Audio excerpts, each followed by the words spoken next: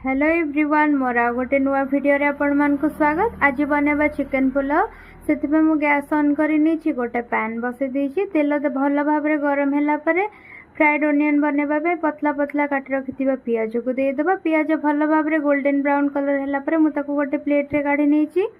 सही तेल रे मु किछि गोटा गरम मसला दे देछि। सेथिरे किछि पियाज दे देबा।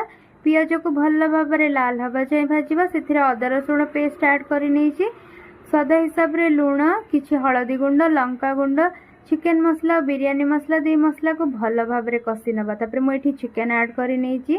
चिकन को टिके टाइम भल भाव रे कसी नेछि। तापरे चावल पके दबा, ताको भल भाव रे मिक्स करी नबा। मु ताको प्रेशर कुकर रे ट्रांसफर करी नेछि।